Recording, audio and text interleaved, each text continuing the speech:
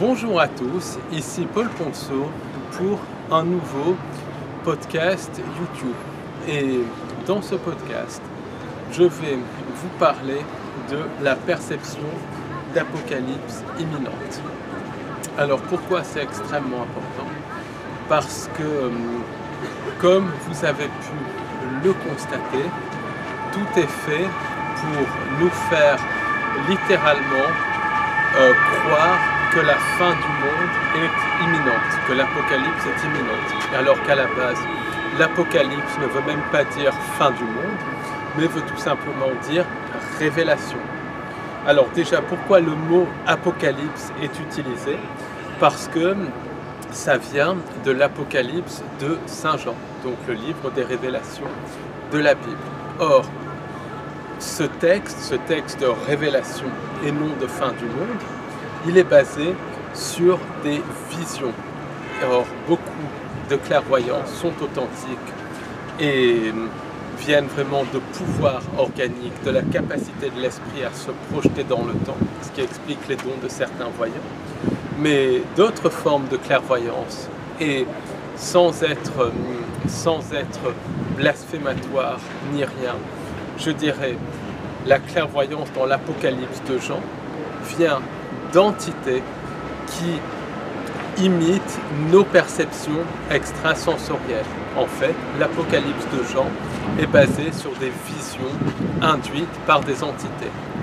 Après, le texte a été trafiqué avec le temps, notamment depuis la chute de la Tartaria, et à ces visions induites par des entités sans âme, se faisant passer pour des anges, des êtres de lumière, ont été ajoutés des événements de l'histoire ancienne connectés à la chute de la Tartaria, notamment la chute de Jérusalem et tout, qui ont été trafiqués et présentés comme des événements à venir. Après, il y a tout un symbolisme qu'on ne développera pas ici. Mais en gros, le texte de l'Apocalypse de Jean est basé sur des manipulations d'entités sans âme. C'est basé aussi sur des faits historiques qui ont été présentés comme des événements, à venir, alors que c'est des événements passés. Et diverses variantes de ce texte ont été adoptées par différentes religions. Il y a la même chose dans le bouddhisme, dans l'hindouisme, dans l'islam, dans le judaïsme aussi. On retrouve ça, ce texte un petit peu partout. Et quand on parle de fin du monde, beaucoup de gens, quelle que soit leur religion, leur culture, vont faire référence à ce texte. Et à l'heure actuelle, tout est fait pour entretenir une perception d'apocalypse imminente. Que ce soit le cirque de l'actualité, donc composé de mise en scène et de faits réels, mais programmés par les entités non humaines, que ce soit le cirque de la politique, là, n'en parlons pas, et des gens comme le Canard sont là pour mettre en place une perception de chaos, de même que le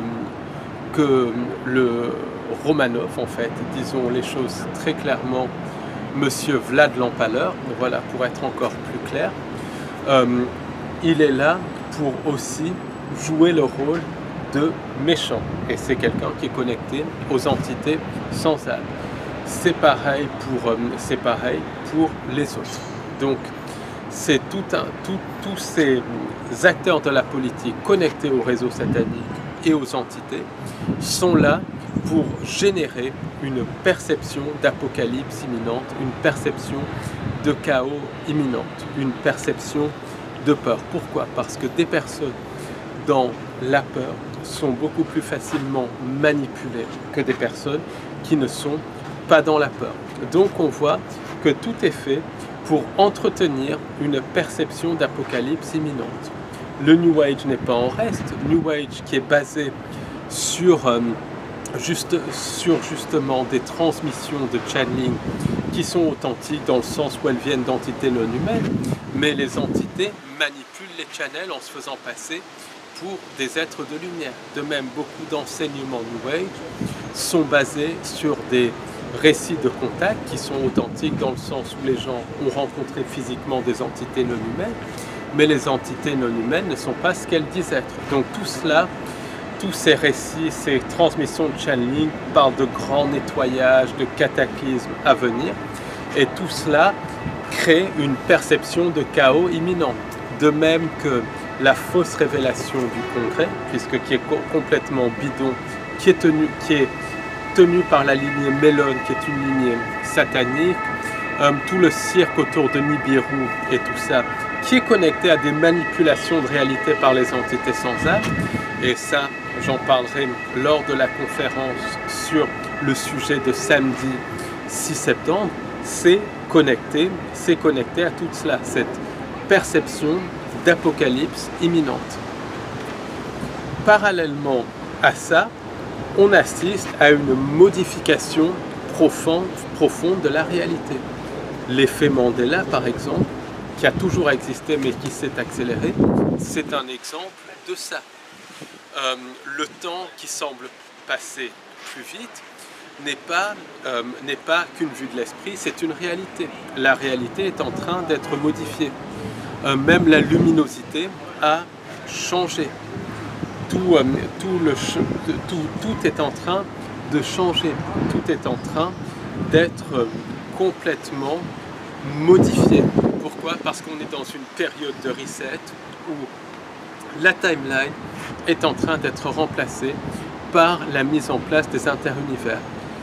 Pour que cela se fasse complètement, pour que notre réalité soit totalement changée, notre histoire, notre temps reprogrammé comme dans un jeu vidéo, les gens doivent consentir à un faux sauveur externe. Mais pour que les gens consentent à un faux sauveur externe, ils doivent être dans une perception de chaos imminente.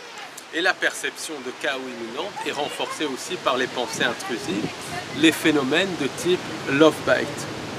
Et parallèlement à ça, il y a un programme de sauveur externe qui est vendu. L'exemple le plus flagrant, c'est le canard et tout ce qui en suit. Il y a des personnes qui prennent le canard pour un agent du chaos, d'autres pour le sauveur. Et c'est voulu. C'est un personnage qui a été programmé, créé par clonage de toutes pièces pour jouer ce double rôle. Donc, il y a ça. Ensuite, tout le cirque autour des galactiques, des nouvelles vibrations qui sont connectées à cette modification de la réalité, mais qui ne sont pas dues à un réveil de la population, ni à des sauveurs externes qui sont connectés à la mise en place des interunivers. Tout cela, c'est poussé par les transmissions de channeling. C'est fait pour pousser ce programme du faux sauveur externe. Et en fait, toute cette modification de la réalité, toute cette perception de chaos imminent, qui est une manipulation de perception. Je ne dis pas qu'il n'y a pas des éléments réels, mais si ils sont là, ils sont programmés par les entités, il n'y a rien d'aléatoire. Mais la plupart du chaos, c'est une perception, une manipulation de la perception. C'est en fait une opération de contrôle mental. Tous ces événements sont faits pour que les gens demandent un faux sauveur externe. Et des faux sauveurs sont proposés. Les faux sauveurs, c'est par exemple le canard, mais c'est surtout des phénomènes comme l'IA. C'est aussi les hybrides. C'est aussi les galactiques. Tout cela, c'est connecté aux entités sans âme et c'est présenté par le mainstream pour l'IA, mais aussi par une grande partie de l'alternative, notamment pour les hybrides, pour les galactiques, comme des faux sauveurs. Et en fait, tout ça, c'est fait pour que les gens consentent à la fusion avec la machine, consentent au transhumanisme, consentent à la noosphère. Et la noosphère, c'est vraiment connecté à la perte de l'âme, au phagocytage de l'âme. D'ailleurs, la société humite, qui est connectée aussi aux entités non humaines et aux anges déchus, elle montre ce qu'on est en train de devenir. Et notre société deviendra comme ça si les interunivers se mettent en place. Donc, ce qu'on appelle le projet Bluebeam, c'est ça. C'est à la fois cette perception de chaos, c'est à la fois la mise en place des interunivers et c'est à la fois la modification de la réalité. Et l'on ne peut pas exclure que la réalité commence à être modifiée à un point où même les couleurs même les choses comme ça vont changer parce qu'on assiste à une modification de la réalité. Et pour que les gens comprennent bien le Bluebeam, c'est rien de spectaculaire. C'est les projections holographiques, ça en fait partie, les hologrammes et tout ça en fait partie, mais c'est qu'une petite partie. Le Bluebeam, c'est vraiment une guerre contre les peuples, c'est vendre un faux sauveur externe, modifier la réalité.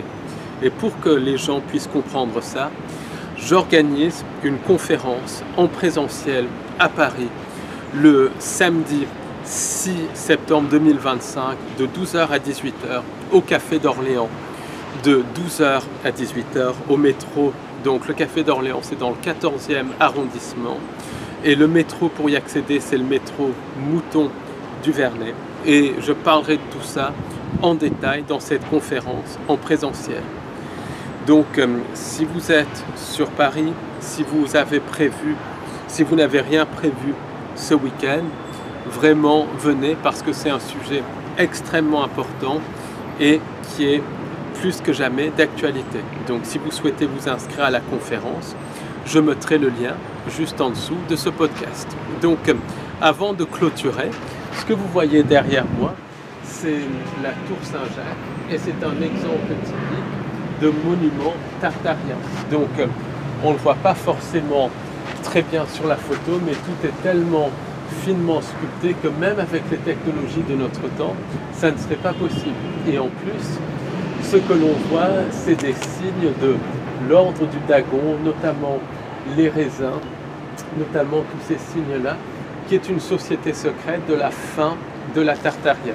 Et pourquoi je parle de ça? Parce que ce même genre de recette a déjà eu lieu à la fin de la Tartaria. Merci beaucoup et à bientôt.